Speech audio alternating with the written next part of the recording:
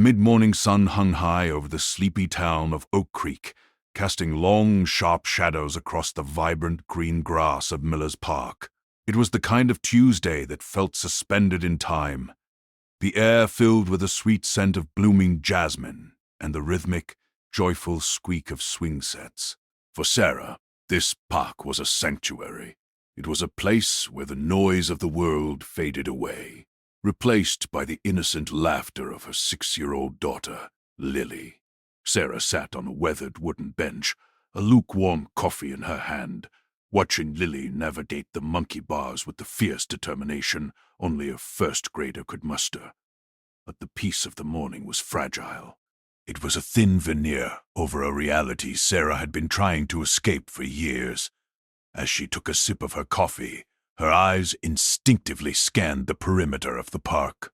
It was a habit she couldn't break, a scar left over from a life she had left behind. Her gaze drifted past the slide, past the sandbox, and settled on the road that circled the playground. A black sedan was moving slowly down the street, too slowly. The windows were tinted dark, swallowing the sunlight, making it impossible to see who was inside.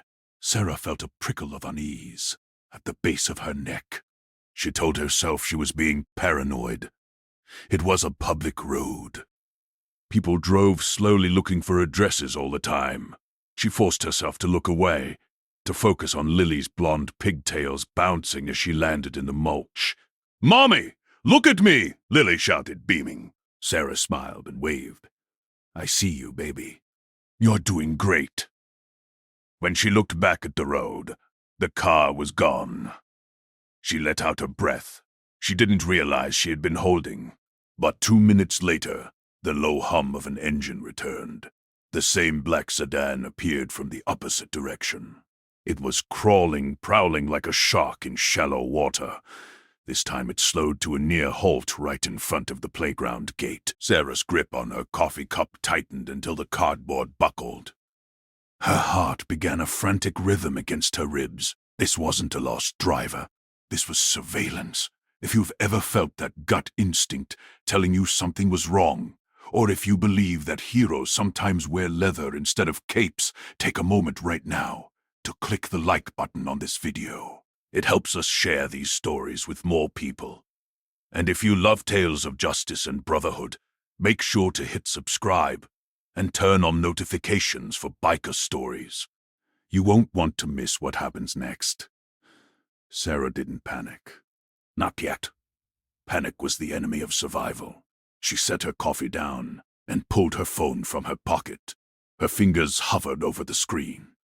She didn't dial 900 immediately. In her experience, the police in Oak Creek were well-meaning but slow, and often, without a direct threat, they couldn't do much about a car, simply driving on a public street. Instead, she opened her messages. She clicked on the contact pinned to the top. Jack. Jack wasn't just her husband. He was her anchor. He was 6'4", built like a vending machine made of muscle, with a beard that reached his chest and arms covered in ink. To the rest of the world, Jack was the intimidating vice president of the Iron Guardians motorcycle club. To Sarah and Lily, he was a giant teddy bear who enjoyed tea parties and fixing leaky faucets. She typed a single line. Black sedan. Circling Miller's Park. Third pass. Scared. She hit send.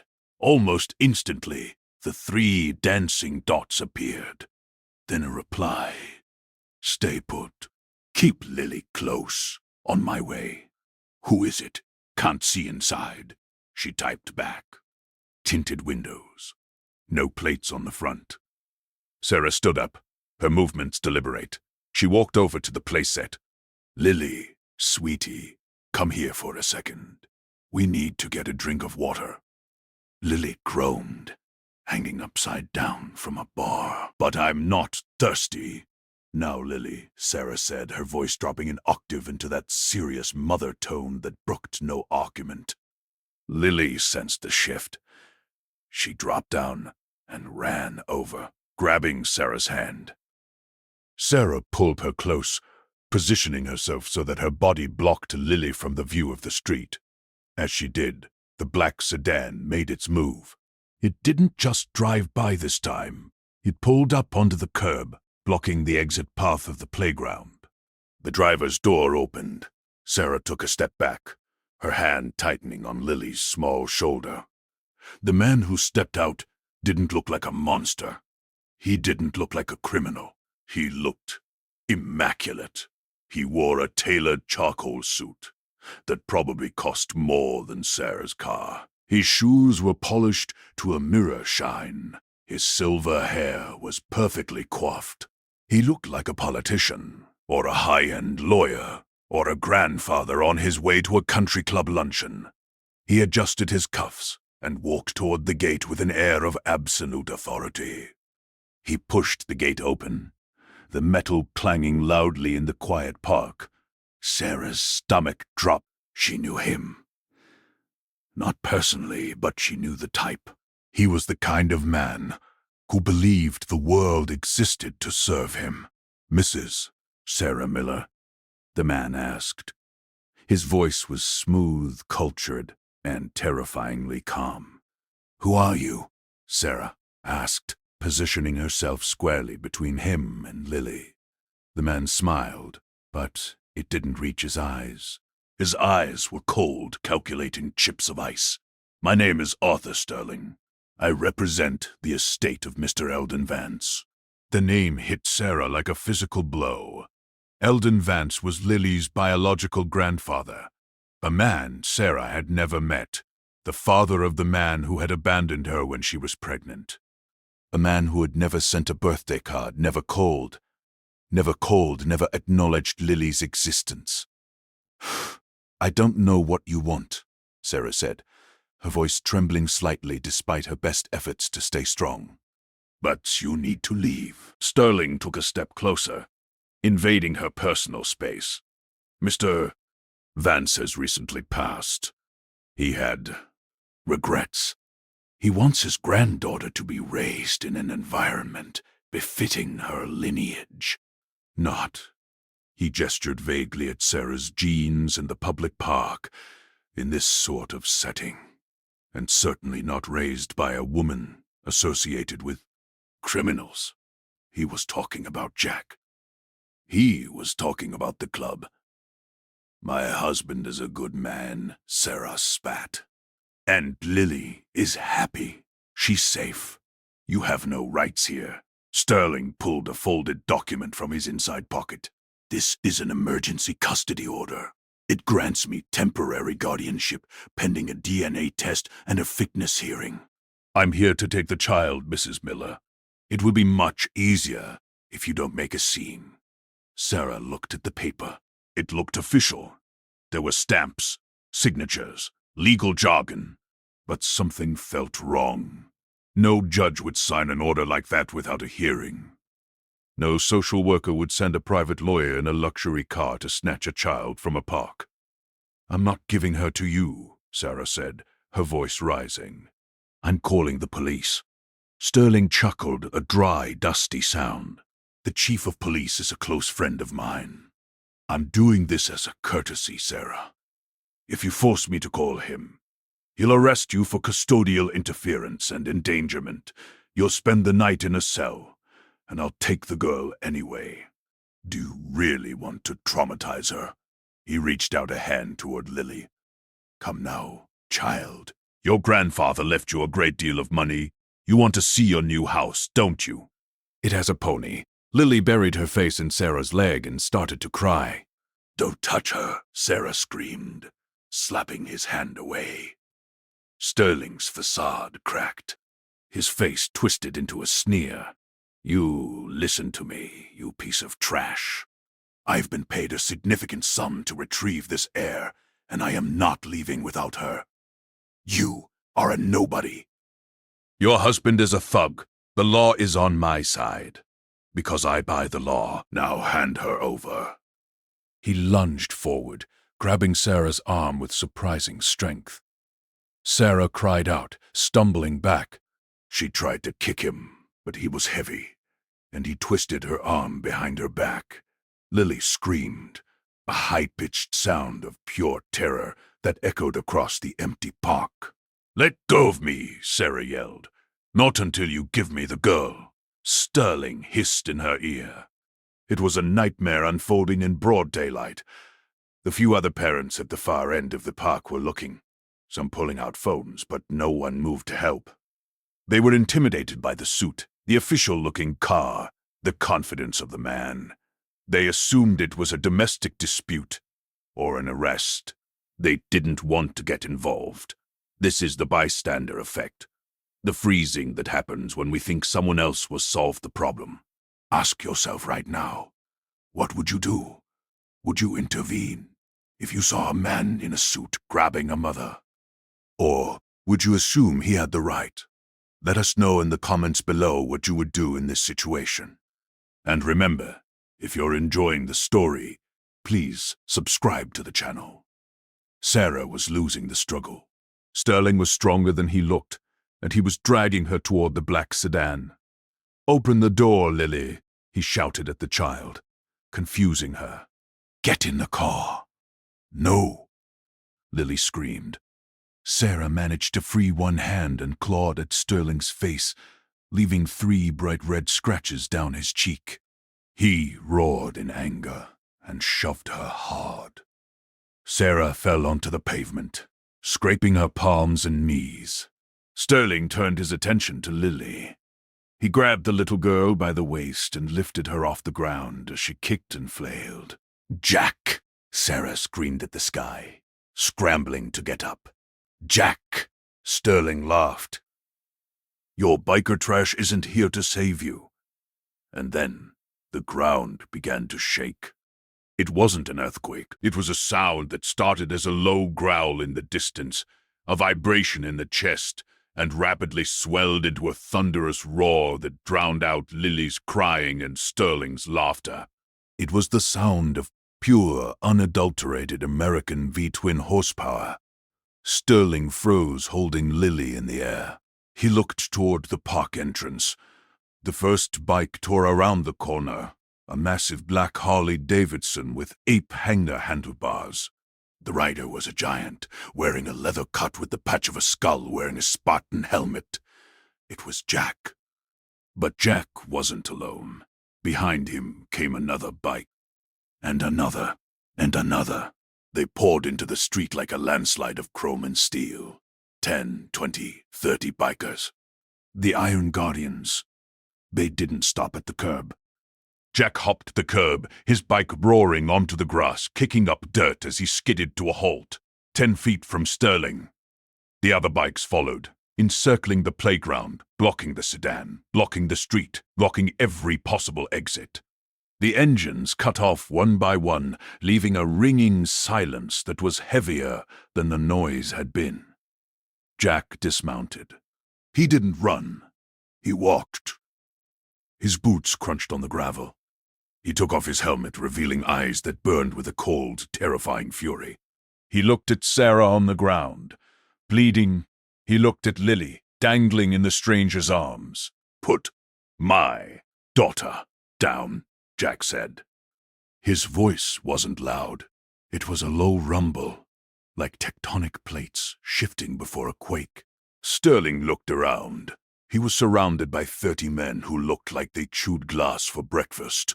Men with tattoos on their necks, scars on their faces, and arms the size of tree trunks. But Sterling was a man of ego. He was used to the boardroom where he was the shark. He didn't realize that in the wild, the shark is just food for the orca. "You're making a mistake," Sterling stammered, though his voice wavered. He lowered Lily, but kept a hand on her shoulder. "I have a court order. I am Arthur Sterling. I have the chief of police on speed dial." Jack took another step. He was now only 3 feet away. The other guardians dismounted and stepped forward, forming a wall of black leather behind him. Among them was Tiny, a 7-foot-tall mechanic with a wrench in his belt, and Doc, a former combat medic with eyes that had seen too much. "I don't care who you have on speed dial," Jack said. "You put your hands on my wife. You grabbed my kid. I am executing a legal transfer of custody," Sterling shouted, trying to regain his authority. "This child is the heir to the Vance estate. You people are unfit guardians." Jack looked at Lily. "Come here, baby." Lily wrenched herself free from Sterling's loosened grip and ran to Jack. He scooped her up with one arm, hugging her tight against his chest. She buried her face in his leather vest, sobbing. Jack kissed the top of her head, then gently passed her to Sarah, who had scrambled to her feet. "Get behind me, Sarah," Jack said softly. Sarah grabbed Lily and moved behind the wall of bikers. Doc immediately stepped in, handing Sarah a clean handkerchief for her bleeding hands and checking Lily for injuries. Now it was just Jack and Sterling. "You're threatening a legal representative," Sterling blustered, backing up until he hit the hood of his sedan. "I'll have you all arrested. Every single one of you. I'll have this club shut down." "Do you know who I am?" Jack cracked his knuckles. "Yeah, I know who you are. You're the guy who made a little girl cry." Sterling reached into his jacket. "Don't!" shouted Tiny from the back. Sterling pulled out his phone, his hands shaking. "I'm calling the chief." "Go ahead," a new voice said. The circle of bikers parted. Walking through the gap was an older man with gray hair and a calm demeanor. He wasn't wearing a cut. He was wearing a sheriff's deputy uniform. This was Deputy Miller, no relation to Sarah, but a man who respected the Guardians because they did more for the community charity drives than the mayor ever did. "Deputy," Sterling looked relieved. "Thank God.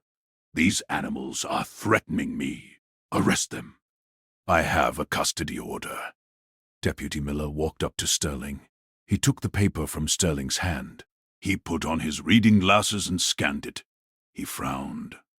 Then he looked up at Sterling. "Mr. Frog." "Sterling, this document is notarized, but it's not signed by a judge. It's an application for custody. It's not an order." Sterling's face went pale. It's a formality. The judge is signing it this afternoon." "I was just securing the child to prevent flight." "So," the deputy said, folding the paper, "you attempted to forcibly remove a child from her legal guardians without a signed warrant or court order, and you assaulted the mother in the process?" "She attacked me." Sterling pointed at the scratch on his face. "We have it on video." A biker named Tech called out. He held up a GoPro that had been mounted on his helmet. "Caught the whole thing as we rolled up. You threw the lady to the ground, pal." The color drained from Sterling's face completely. He looked at the bikers. He looked at the deputy. He realized, finally, that his suit and his money had no power here. "You're under arrest, Mr. Sterling," the deputy said, pulling out his handcuffs, "for attempted kidnapping, assault, and battery. You can't do this." Sterling shrieked as the deputy spun him around and cuffed him. "I'll sue the department. I'll destroy you. You can tell it to the judge," the deputy said. He looked over at Jack. "You guys okay?" Jack nodded. The rage was still simmering in his eyes, but he held it back. He was a sheepdog, not a wolf. He protected the flock. He didn't hunt for sport. "We're good, deputy. Just keeping the peace." As Sterling was shoved into the back of the deputy's cruiser, which had arrived silently behind the bikes, the tension in the park finally broke. Sarah was sitting on the bench now, Lily on her lap. Jack walked over and knelt in front of them. The scary biker, the man Sterling had called a thug, took Sarah's scraped hands in his massive, calloused palms. "I'm sorry I wasn't here sooner," he whispered, his voice thick with emotion. "You got here just in time," Sarah said. tears streaming down her face. She leaned forward and rested her forehead against his. The other bikers didn't leave. They stood guard. Tiny went over to the swing set and started fixing a squeaky chain with his wrench. Another biker pulled a teddy bear out of his saddlebag. Biker clubs often carried toys for charity runs, and brought it to Lily. The respectable man in the suit was gone, taken away in handcuffs. The thugs in leather remained, making sure a little girl felt safe enough to smile again. 1 year later, the sun was shining on the Iron Guardians clubhouse. The smell of barbecue smoke filled the air. It was the annual Kids and Community fundraiser. Dozens of families from Oak Creek were there. There were bounce houses, face painting stations, and a band playing classic rock. Sarah stood by the grill, flipping burgers. She looked happy, healthy. The fear that used to shadow her eyes was gone. Lily, now 7, and missing a front tooth, ran past. She was wearing a tiny leather vest with a patch that said, "Little Guardian." She was chasing Tiny, the 7-foot biker who was pretending to be afraid of her water gun. Jack walked up behind Sarah and wrapped his arms around her waist. "She's happy," he said. "She is," Sarah replied, leaning back into him. "You know," Jack said, "Sterling got sentenced yesterday. 5 years. The fraud charges stuck, too. Turns out he was trying to get custody so he could access the trust fund left by your father. He didn't care about Lily. He just wanted the money." "I know," Sarah said. "Money makes people do crazy things." "And love makes people do crazy things," Jack said, kissing her cheek. "Like ride a Harley across a park lawn." Sarah laughed. "You destroyed the grass, you know. The city sent us a bill. Worth every penny." Jack grinned. The story of the Iron Guardians and the rescue at Miller's Park had become a local legend. It changed the way the town looked at the club. They stopped crossing the street when they saw the bikes. They started waving. They realized that character isn't defined by what you wear, or how much money you have, or how many tattoos cover your skin. Character is defined by what you do when the innocent are in danger. Arthur Sterling had all the trappings of a good man. He had the suit, the car, the connections. But inside he was rotten. The Iron Guardians looked dangerous. They were loud. They were rough. But inside, they held a code of honor that Sterling could never understand. As the sun began to set, casting a golden glow over the party, Sarah watched her daughter laughing in the arms of her biker family. She realized that she had never been safer than she was right now, surrounded by the roar of engines and the hearts of lions. It's a lesson we should all remember. The world is full of wolves in sheep's clothing, hiding behind titles and expensive suits. But sometimes the sheepdogs wear leather. Sometimes the scariest-looking people are the ones with the biggest hearts, ready to put everything on the line for a stranger. So, the next time you see a group of bikers rolling down the highway, don't roll up your window in fear. Give them a wave, because you never know. One day they might be the only thing standing between you and the wolves. Thank you for watching this episode of Biker Stories. We hope this story touched your heart and reminded you that heroes come in all shapes and sizes. If you enjoyed this video, please share it with your friends and family. It really helps the channel grow. And don't forget to hit that subscribe button and ring the bell so you never miss another story of brotherhood, redemption, and justice. Until next time, keep your knees in the breeze and ride safe.